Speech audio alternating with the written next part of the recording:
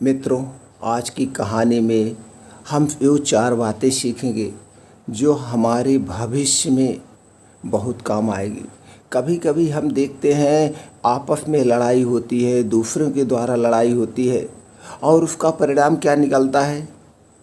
उसका परिणाम बहुत बुरा निकलता है और फिर हम बाद में पछताते हैं कि काश हमें नहीं की होती और ये जानकारी हमें पहले होती है।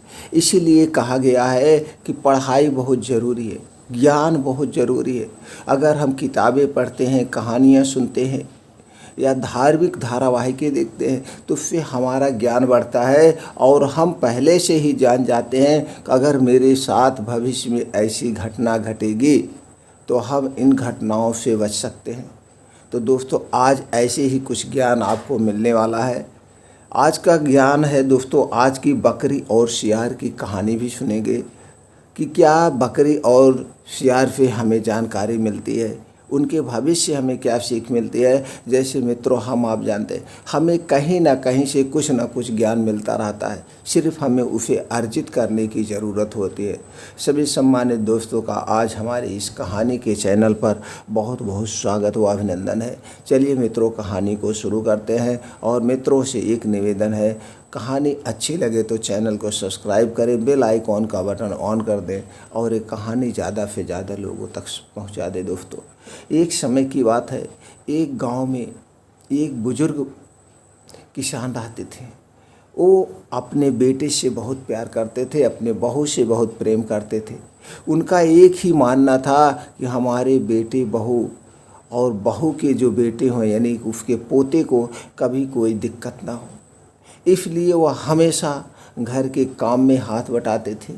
लोगों को समय मिलता था तो उपदेश भी देते थे, लेकिन बहू बेटा उनकी बात को नहीं मानते थे।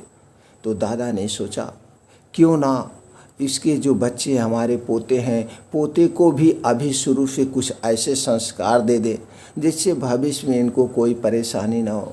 तो दोस्तों, सब लोग गांव में जानते ही हैं, गांव हो या कहीं शहर हो, सब जगह जो है पोता ज़्यादा से ज़्यादा अपने दादा के पास रहता, अपने दादी के पास रहता है। और वो इसलिए रहता है कि दादा और दादी कुछ ना कुछ ऐसी कहानियाँ सुनाएंगे और बच्चे कहानियाँ बहुत प्रेम से सुनते हैं और उन कहानियों से बच्चे कुछ ना कुछ ज्ञान अर्जित करते हैं।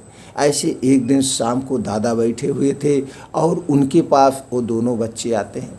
कहते हैं, दादाजी कुछ हमें अच्छी सी कहानियाँ सुनाइए, अच्छी सी कहानियाँ सुनाइए जो हमारे भविष्य में काम आए और जो अच्छी भी हो। दादाजी कहते हैं, आओ बच्चों, आज हम तुम्हें एक सियार और 2 बकरियों की कहानी सुनाते हैं और इस कहानी से जो आपको सीख मिलेगी अपने भविष्य में उसे ध्यान में रखना, उसे भूलना नहीं, तो कभी आप धोखा नहीं खाओ।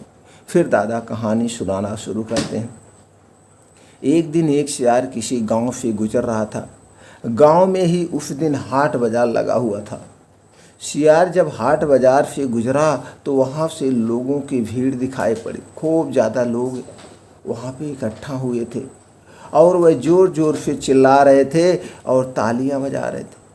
कौतूहलवश सियार उस भीड़ की ओर चल पड़ा और उनके बीच में से झांक कर देखने लगा कि आखिर माजरा क्या है, लोग इकट्ठा क्यों है और क्या चिल्ला रहे हैं।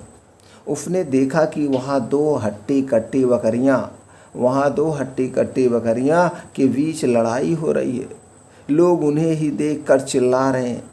दोनों बकरियों के बीच चल रही लड़ाई जबरदस्त थी।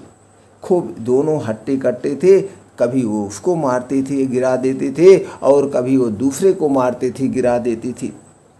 अपनी सींगों से वार से दोनों ने एक दूसरे को लहूलुहान कर दिया, किंतु इसके बाद भी कोई रुकने का नाम नहीं ले रहा था। उनके शरीर से बहता हुआ रक्त सड़क पर फैलने लगा। ताजे रक्त की महक जब सियार के नाकों में पड़ी, नाकों तक पहुँची तो उसकी लार टपकने लगी।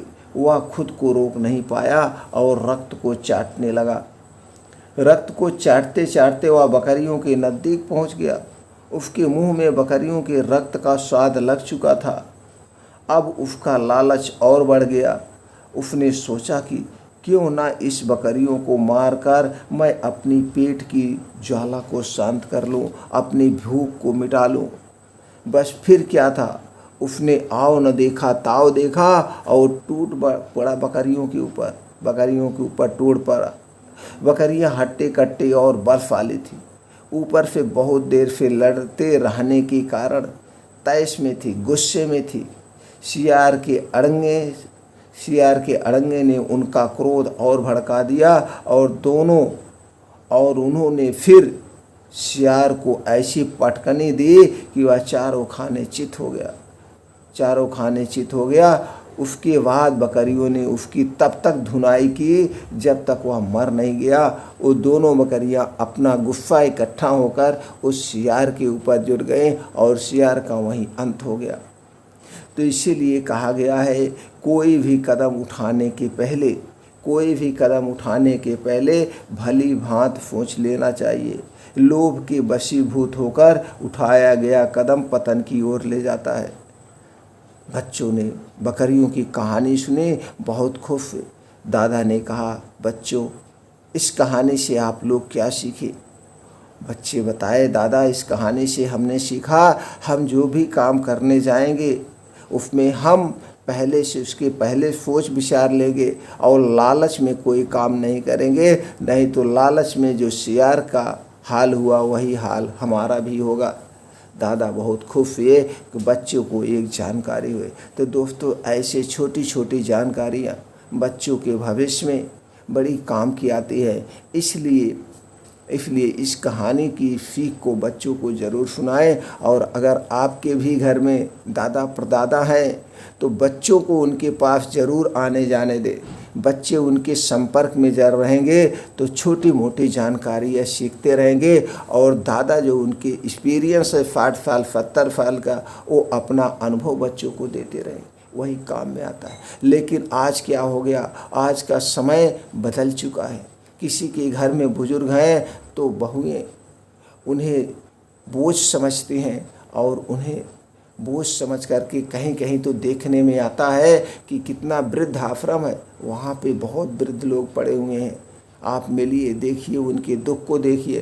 तो इसलिए उन्होंने पूरी ज़िंदगी अपनी कमाई का एक सुंदर सा घर बनाते हैं और उन्हें उन घर से बेदखल कर दिया जाता है। जिस घर में दोस्तों बुजुर्ग होते हैं वह घर स्वर्ग के समान होता है, स्वर्ग से। इसीलिए कभी भी अपने माता पिता की तौहीनी मत करिएगा, उन्हें सबसे ज़्यादा सम्मान दीजिए। भगवान से भी बड़ा दर्जा उनका है। और जिस घर में माता पिता का सम्मान होता है उस घर में साक्षात भगवान का वास होता है। फिर मिलते हैं ऐसे और ही ज्ञानवर्धक कहानी के साथ अगले वीडियो में।